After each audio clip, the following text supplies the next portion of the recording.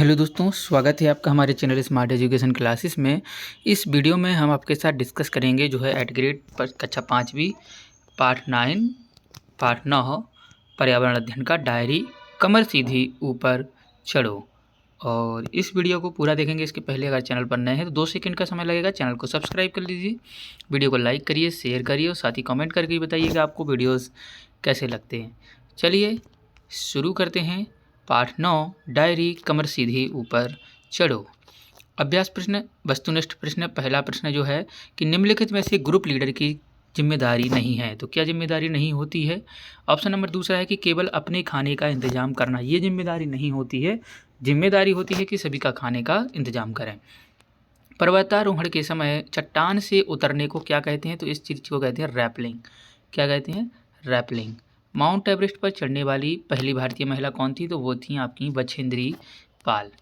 चलिए आगे बढ़ेंगे। निम्न दिए गए समूह में से कौन सा समूह जो है पर्वतारोहण में इस्तेमाल की जाने वाली वस्तुओं का है? तो हंटिंग, स्लिंग और रैपलिंग, ये पर्वतारोहण में की जाने वाली वस्तुएं होती हैं। चलिए आगे है रिक्त स्थान। चट्टान पर चढ़ते समय आसानी से चढ़ सकें, इसके लिए चट्टानों के बीच जो है कितने डिग्री का कोण बनाना चाहिए हमें? इस प्रकार से 90 डिग्री का कोण हमें समकोण बनाना चाहिए। आगे है, आप पर्वतारोहण के समय रास्ता भटक जाएं तो चिल्ला करके या आवाज़ दे करके अपने साथियों को संकेत दे सकते हैं। बर्फ़ वाले पहाड़ों पर सहारे के लिए जो हम छड़ियों का उपयोग करते हैं, एक प्रकार के कहें तो डंडे का उपयोग करते हैं, जो बर्फ़ पर हमें टिकाए रखता है। पर्वतारोहण अधिक ऊंचाई पर चढ़ते समय अपने साथ ठंडी से बचाने के लिए कुछ सामान ले जाते हैं, जिसमें सोने के लिए स्लीपिंग बैग भी होता है। यह पंख के कारण गर्म रहता है। इस पे पंख जैसे पक्षियों को गर्म रहते हैं तो उसको नाम दिया गया है कि पंख, बाकी ये पंख वैसे नहीं होते हैं। चलिए इसके बाद ये पैराग्राफ है, इसको पढ़ के हमें उत्तर देने हैं कि पहाड़ी इलाके में रहने वाली 12 वर्ष की लड़की स्कूल में से पिकनिक के लिए आई है। वह पहाड़ पर 4000 मीटर ऊंची पहाड़ की चोटी पर चढ़ गई। वह चढ़ तो गई लेकिन अंधेरा हो जाने के कारण वापस उतर नहीं पाई। उसके पास कुछ भी नहीं था। अंधेरी रात में ठंड से ठिठुरते हुए उसने पूरी रात बिताई। बड़े होकर उसी लड़की ने नेहरू इंस्टीट्यूट ऑफ माउंटेनियरिंग से पहाड़ पर चढ़ने की ट्रेनिंग ली। वे महिलाओं को पहाड़ों पर चढ़ने की ट्रेनिंग देने लगीं। सन 1984 में उन्हें माउंट एवरेस्ट पर चढ़ाई के लिए चुना गया। 23 मई 1984 को दिन में 1:07 पर 8,900 मीटर ऊंची पहाड़ चोटी जो माउंट एवरेस्ट है पर कदम रखा। उस समय इसकी ऊंचाई यही रही होगी। ठीक है। बर्फ़ खोदकर कुल्हाड़ी को हुक की तरह गाड़ करके रस्से से अपने आप को हुक पे बांधा एवं तब वह और उसकी साथी चोटी पर खड़े हो पाए। उनकी खुशी का पारावार नहीं था, यानी कि ठिकाना नहीं था। उन्होंने वहां भारत का तिरंगा गाड़ा। वे 43 मिनट तक ऊंची चोटी पर रहे। वह भारत की पहली महिला और संसार की 5वीं ऐसी महिला बन गई जिन्होंने माउंट एवरेस्ट पर चढ़ा। तो बछेंद्री पाल जो है भारत की पहली और संसार की 5वीं महिला थीं। ठीक है।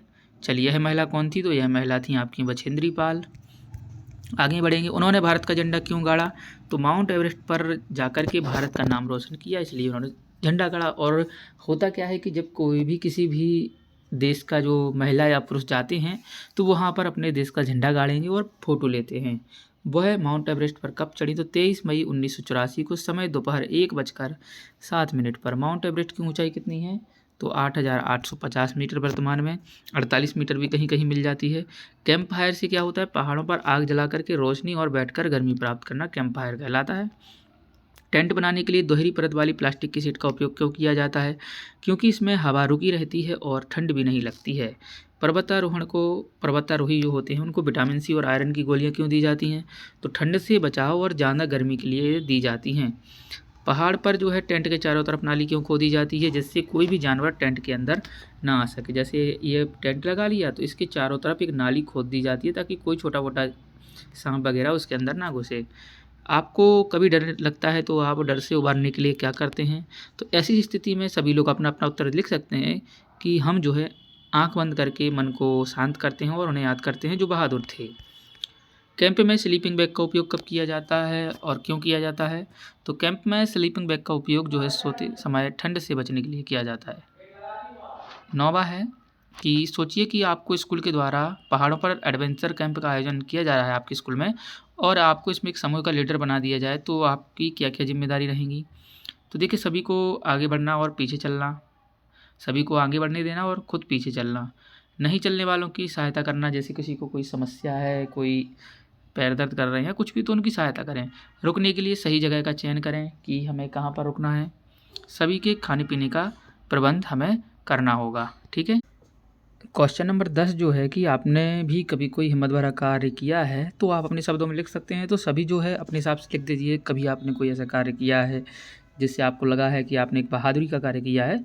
तो यहाँ पर जैसे एक प्रश्न मैंने का उत्तर मैंने कर दिया है कि हाँ, हमने एक बार विद्यालय से घर जाते समय एक गाय के बछड़े के लिए गड्ढे से बाहर निकाला था और उसे उसकी माँ के पास छोड़कर आए थे। तो इस प्रकार से ये आपका एक हिम्मत भरा कार्य हो सकता है। तो एक प्रोजेक्ट कार्य दिया गया है। तो ये था हमारा वीडियो पार्ट 9। कैसा लगा कमेंट करके बताएं। वीडियो अच्छा लगा तो लाइक करें, शेयर करें और चैनल को सब्सक्राइब जरूर करें। मिलते अगले वीडियो में। जय हिंद, जय भारत।